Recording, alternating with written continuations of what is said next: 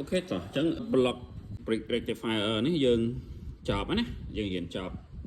ម្សិលមិញអញ្ចឹងមុននឹងចូលដល់ដំណាក់កាលបន្ទាប់ខ្ញុំដាក់ពីសេមា power supply យើងសិនចាំយើងចូលដល់មួយដំណាក់កាលទៀតណាសេមាយើងគឺចេញពី AC ប៉ូលខាង ACL នេះ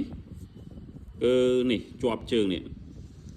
ជាប់ជាមួយជើងកង់ដងខាងនេះមួយជាប់ជាមួយជើង fusible មួយហើយជាប់ជាមួយនឹង resistance នេះមួយបន្ទាប់មកចេញពីជើង fusible មកជាប់ជាមួយនឹងជើង varistor នេះមួយ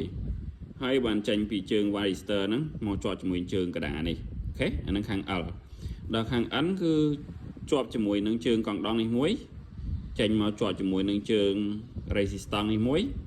ចេញមកជាប់ជាមួយនឹងជើង varistor នេះមួយអូខេអញ្ចឹងខាង N ហើយបានចេញពីជើង varistor ហ្នឹង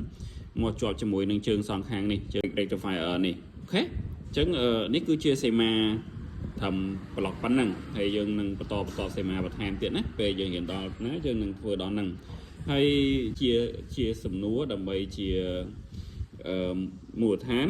ចូលទៅក្នុងដំណាក់កាលមួយទៀតព្រោះសួរថាមិនបានភ្លើងពេលដែលវានៅ AC ណានេះខ្ញុំដាក់ AC គឺកដានេះមកខាងនេះ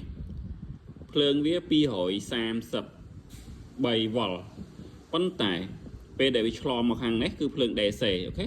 ពេលភ្លើង DC ហេតុអីបានវានៅតែនោះ